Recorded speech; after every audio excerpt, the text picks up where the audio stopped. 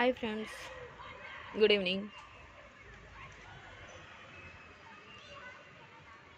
कल हमने आपको समास पढ़ाया हुआ था और आज हम आपको पढ़ाएंगे अलंकार। तो चलिए अलंकार पे फोकस करते हैं। ठीक है। अलंकार, अलंकार का मतलब क्या होता है? अलंकार का मतलब होता है, आज हम क्या पढ़ाएंगे आपको? अलंकार। अलंकार का मतलब क्या होता है? अलंकार का मतलब होता है अलंकार। अलंकार, ठीक है, अलंकार।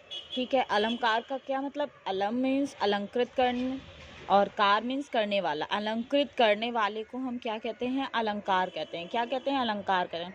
काव्य का वह रूप जो उसकी सुंदरता बढ़ा दे उसे क्या कहेंगे? हम अलंकार कहते हैं। काव्य का वह रूप जो उसकी सुंदरता बढ़ा दे उसे हम अलंकार कहते हैं। ठीक है। अलंकरोति इति अलंकार।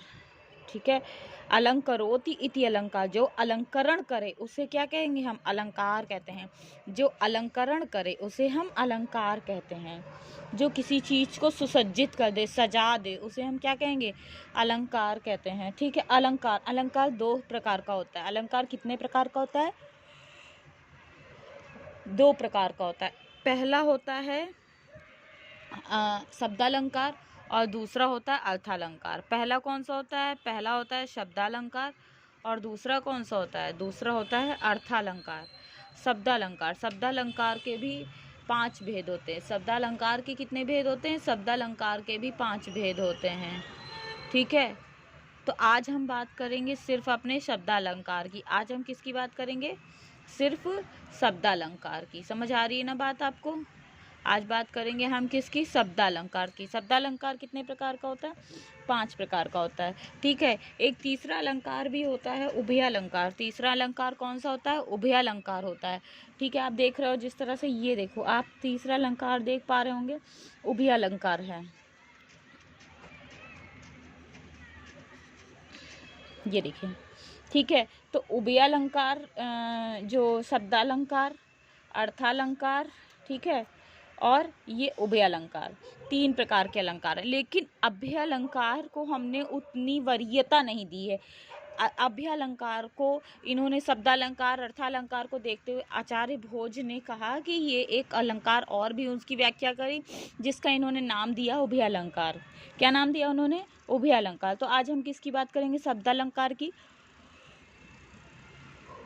तो शब्दों के माध्यम से कविता की शोभा जिसमें बढ़ाई जाती है, शब्दों के माध्यम से जिसमें कविता की शोभा बढ़ाई जाती है, वो क्या होता है? शब्दालंकार। और आपको एक बात और बताते हैं, जो शब्दालंकार होता है ना, वो बाहरी सुंदरता होती है। अर्थ अंदर से निकल कर आता है ना, अर्थ तो लिखा नहीं होता है। तो अर्थ क्या है? इंटरनली होता है। ये क्या है? एक्सटर्नली है। ये एक्सटर्नली जो है शोभा को बढ़ाता है। ठीक है। बाहरी सुंदरता, ये क्या कह लेते, इसको क्या कहेंगे हम? बाहरी सुंदरता। इसको क्या कहेंगे हम? बाहरी सुंदरता। तो यहाँ पे 5 प्रकार के क्या होते हैं? ये 5 प्रकार के अलंकार: अनुप्रास अलंकार, यमक अलंकार, श्लेष अलंकार, वक्रोक्ति अलंकार और पुनरोक्ति अलंकार। तो अनुप्रास अलंकार, जहाँ एक वर्ण की आवृत्ति बार बार हो, जहाँ एक वर्ण की, पहले हम लोग ये शॉर्ट देख लेंगे फिर पूरी तरह से देखेंगे। ठीक है। क्या? जहाँ एक वर्ण की आवृत्ति बार बार होती, वहाँ पे क्या होता है? वहाँ अनुप्रास अलंकार होता है। यमक अलंकार में क्या होता है? शब्द 2 या 2 से अधिक बार आए, परंतु अर्थ क्या होता है उसका? भिन्न भिन्न होता है। ठीक है। शब्द क्या होता है? 1 से अधिक बार आए, 2 या 2 से अधिक बार आए, परंतु अर्थ क्या होगा उसका? भिन्न भिन्न होगा। परंतु अर्थ क्या होगा उसका? भिन्न भिन्न होगा। वहाँ पर वो कौन सा होता है? यमक अलंकार। वो कौन सा अलंकार होता है? यमक अलंकार होता है। समझ आ गई बात आपको? तीसरे की बात करते हैं, श्लेष अलंकार। यह जहाँ एक ही शब्द में कई अर्थ होते हैं, जहाँ एक ही शब्द में कई अर्थ होते हैं, जहाँ एक ही शब्द में क्या होते हैं? कई अर्थ होते हैं। समझ आ गई बात आपको? वक्रोक्ति, वक्रोक्ति को अगर पहले कर देते तो कहने वाला अर्थ कुछ और होता है, सुनने वाले अर्थ में कुछ और होता है। कहने वाला अर्थ कुछ और, सुनने वाला अर्थ कुछ और। पुनरोक्ति, सुनने में 2 बार, सुनने वाला शब्द जो 2 बार होता है पर अर्थ 1 बार होता है। ठीक है। यहाँ पे सुनने नहीं, शब्द जो है ये हटा देते हैं। यहाँ पे ये यहाँ पे गलत कर देते हैं, ठीक है। शब्द जो है 2 बार होता है, परंतु अर्थ उसका क्या होता है, 1 बार होता है। चलिए अब हम डीपली पढ़ेंगे हम लोग, है ना। डीपली क्या पढ़ेंगे, शब्दालंकार। आज क्या पढ़ेंगे हम, शब्दालंकार पढ़ेंगे। समझ आ रही बात, शब्दालंकार की बात करते हैं। तो शब्दालंकार में पहला होता है अनुप्रास अलंकार। पहला किसकी बात करेंगे हम, अनुप्रास अलंकार की। अनुप्रास जहाँ एक वर्ण अक्षर की आवृत्ति बार बार हो, एक वर्ण की आवृत्ति, यहाँ पे ध्यान दीजिएगा, वर्ण हो रहा है बार बार, तो जहाँ एक वर्ण की आवृत्ति बार बार होती है वहाँ पे क्या होता है, अनुप्रास अलंकार होता है। अब देखिए, कूलन में, कलियन में, कछारन में, कुंजन में, क्यारिन में, कलियन में, कलीन में, किलकत है, ठीक है। तो यहाँ पे क्या है, देखिए अब वर्ण हो रहा, बार बार रिपीट हो रहा, बार बार रिपीट हो रहा वर्ण। आपने यहाँ पहले ही देखा था एक वर्ण की आवृत्ति बार बार होती है। यहाँ पर आपने देखा कि का कितनी बार आ रहा है, ये देखिए इसमें कूलन में, कलियन में, कछारन में, कुंजन में, क्यारिन में, कलियन में, कलीन में, किलकत है, ठीक है। तो यहाँ पे का वर्ण की आवृत्ति हो गई। अगर यहाँ पे दूसरा एग्जाम्पल लेते हैं तो बात करते हैं हम, जैसे चंदू के चाचा ने चंदू की चाची को, ये हम लोग बचपन में बोला करते थे एक दूसरे से चाचा चा बोलने के लिए, तो ये वही अलंकार होता था। कौन सा, अनुप्रास अलंकार। कैसे, इसी में देखिए चा चा चा चा चा चा बार बार रिपीट हो रहा है ना चा यहाँ पर। तो चंदू के चाचा ने चंदू की चाची को चांदनी की रात में चांदी चम्मच से चटनी चटाई, ठीक है। तो यहाँ पे चा वर्ण की आवृत्ति हो रही है बार बार, चा अक्षर है, चा वर्ण है, ठीक है। यहाँ पे उसकी आवृत्ति हो रही है बार बार। चारु चंद्र की चंचल किरणें खेल रही हैं जल थल में, आप सबको दिख रहा है यहाँ पे। यहाँ पे भी देखिए चा वर्ण की आवृत्ति हुई है, बार बार एक ही जो है वर्ण आ रहा है, तो चा आ रहा है, ठीक है। तो यहाँ पे क्या हो जाएगा, अनुप्रास अलंकार। हमने आपको 3 एग्जाम्पल दिए, उम्मीद करते हैं समझ आया होगा। जिसको ना भी आए वो बता दीजिएगा हमें, ठीक है। हम और एग्जाम्पल देकर आपको समझाएंगे। फिर अनुप्रास अलंकार के भेद। अनुप्रास अलंकार के भी 5 भेद होते हैं। यहाँ पे क्या था, हमने पढ़ा शब्दालंकार, शब्दालंकार के 5 भेद थे। अब हम पढ़ रहे हैं अनुप्रास। पहला भेद है हमारा अनुप्रास। अब यहाँ पे अनुप्रास के भी 5 भेद होते हैं। कौन कौन से, ये होता है छेकानुप्रास। कौन सा होता है, छेकानुप्रास, वृत्तानुप्रास, सुत्तानुप्रास, लाटानुप्रास, अंत्यानुप्रास, ठीक है। ये जो है किसके भेद हैं, ये अनुप्रास अलंकार के भेद हैं। किसके भेद हैं, ये अनुप्रास अलंकार के भेद हैं। छेकानुप्रास में क्या होता है, एक वर्ण की आवृत्ति बार बार होती है, एक से अधिक बार हो, ठीक है। सॉरी, मतलब एक वर्ण की आवृत्ति एक बार हो, बार बार गलत निकल रहा है। एक वर्ण की आवृत्ति क्या होती है, एक वर्ण की आवृत्ति एक बार हो। और वृत्ता में क्या होता है, एक वर्ण की आवृत्ति एक से अधिक बार हो। अब लाटानुप्रास को अगर हम पहले कर देते तो यहाँ पर क्या है, सब कुछ सेम है, लेकिन एक वाक्य की आवृत्ति एक से अधिक बार हो, ठीक है। पहले में क्या कहा, एक वर्ण की आवृत्ति एक बार होती है। वृत्ता में एक वर्ण की आवृत्ति एक से अधिक बार होती है। लाटा में एक वाक्य की आवृत्ति एक से अधिक बार होती है। अब श्रुत्यानुप्रास की बात करते हैं। श्रुत्यानुप्रास थोड़ा चेंज हो गया। सुनाने में अनुप्रास अलंकार हो, सुनाने में क्या हो, अनुप्रास अलंकार हो, वहां पर क्या होता है, ये श्रुत्यानुप्रास हो। श्रुत्ता श्रुत्ता श्रुत मतलब क्या होता है, सुनना ही होता है ना, संस्कृत में श्रुत्ता बोलते हैं, श्रुत मीन्स सुनना। अंत्यानुप्रास, पंक्ति का अंतिम वर्ण समान हो, पंक्ति का क्या हो, अंतिम वर्ण समान हो, वहाँ पे क्या होता है, अंत्यानुप्रास होता है। अंतिम, अंत्या, अंतिम, ठीक है। जहाँ अंतिम, अंतिम मीन्स अंत्या बन गया, तो जहाँ अंतिम वर्ण समान हो वहाँ पर क्या होगा, ये अंत्यानुप्रास होगा। समझ आ गई बात आपको। छेकानुप्रास, छेकानुप्रास की बात करते हैं। अब किसकी हम बात करेंगे, छेकानुप्रास की। छेकानुप्रास की बात करते हैं तो जहाँ कोई वर्ण 2 बार आए, जहाँ कोई वर्ण कितनी बार आए, कोई भी वर्ण 2 बार आए।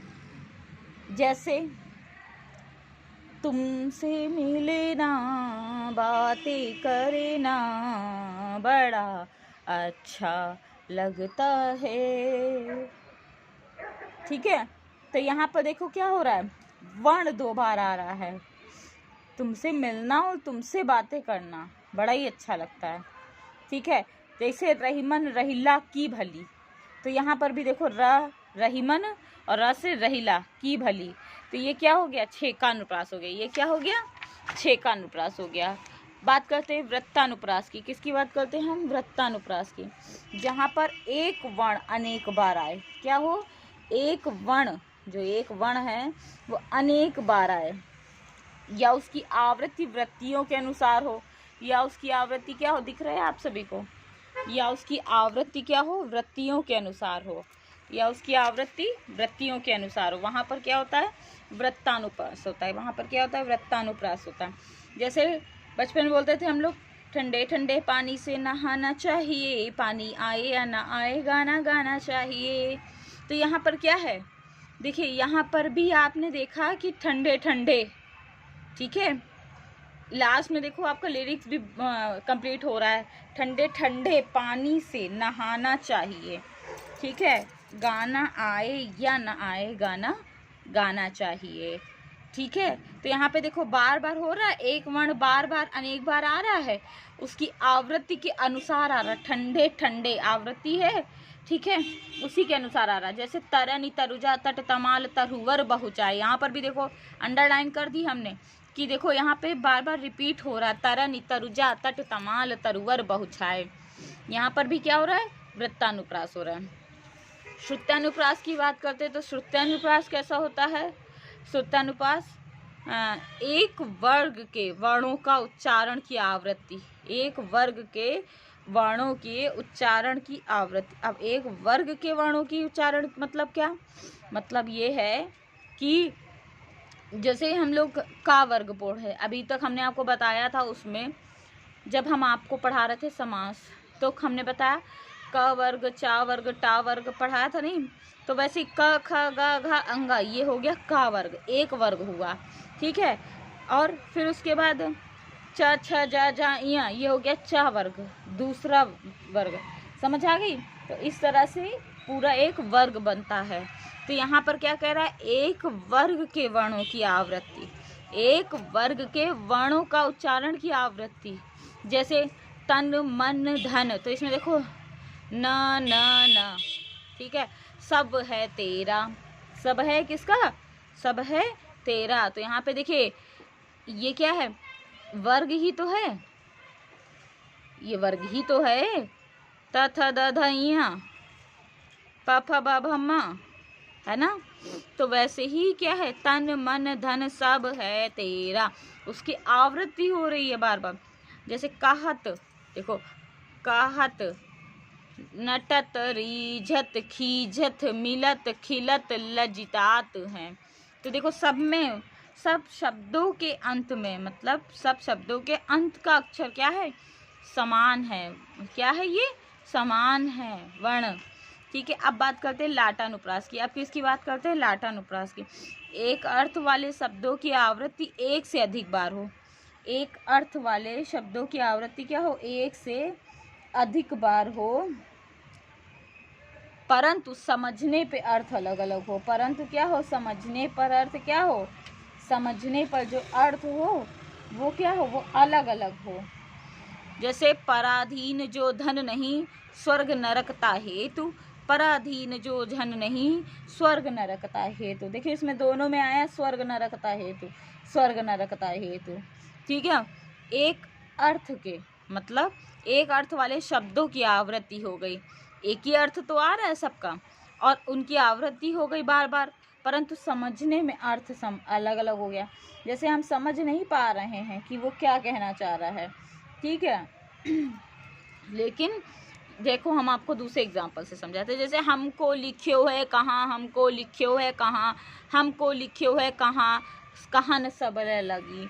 मतलब जब उद्धव जी, ठीक है, जब उद्धव जी वहाँ जाते हैं गोपियों के पास, तो गोपियाँ सब एक के ऊपर एक चढ़ जाती हैं और फिर पूछती हैं, क्या पूछती, हमको लिख्यो है कहाँ, मतलब वो पत्र लेकर जाती है ना, तो वो ये पूछते हैं कि हमको कहाँ लिख्यो है, मतलब वो अपना अपना सब अपना अपना पूछती, हमको लिख्यो है कहाँ, हमको लिख्यो है कहाँ, ठीक है। तो वो सब अपना अपना, इतना प्रेम है कि वो सब अपना अपना पूछती हैं कि हमको कहाँ लिख्यो है, हमको कहाँ लिख्यो है, ठीक है। तो हमको लिख्यो है कहाँ, हमको लिख्यो है कहाँ, हमको लिख्यो है कहाँ, ऐसे कर करके सब अपना अपना पूछती हैं। कहन सबे लागी, ऐसा क्या, सब ऐसा सब कहने लगी, ऐसा सब क्या हो गया, कहने लगी। समझ आ गई बात। तो ये क्या है, लाटानुप्रास है, ये क्या है, लाटानुप्रास है। समझ आ गई बात आपको। ये है लाटानुप्रास। अब बात करते हैं अंत्यानुप्रास की। अब किसकी बात करते हैं हम? अब बात करते हैं अंत्यानुप्रास की। अंत, जहाँ काव्य के शब्दों के अंत में समान शब्द, काव्य के शब्दों के अंत में क्या है? समान स्वर या व्यंजन दोनों में से कोई आए, या फिर व्यंजन दोनों में से कोई आ जाए। जैसे पवन, तनय, संकट हरण, मंगल मूर्ति रूप। ठीक है, तो यहाँ पे क्या है?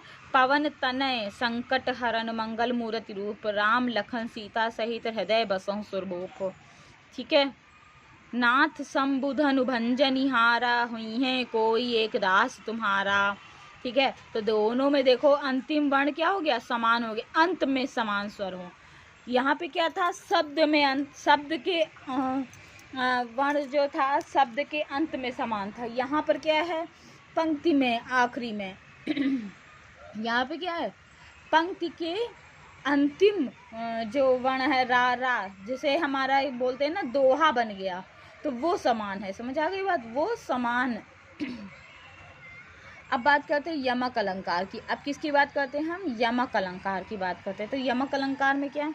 जहाँ एक शब्द की आवृत्ति एक से अधिक बार हो, जहाँ एक शब्द की आवृत्ति क्या हो? एक से अधिक बार हो। शब्द की आवृत्ति एक से अधिक बार हो, हम बार बार बोलें जिससे आपको समझ आ जाए। जहाँ एक शब्द की आवृत्ति क्या हो? एक से अधिक बार हो, पर अर्थ क्या हो? अलग अलग हो। पर अर्थ क्या हो? अलग अलग हो।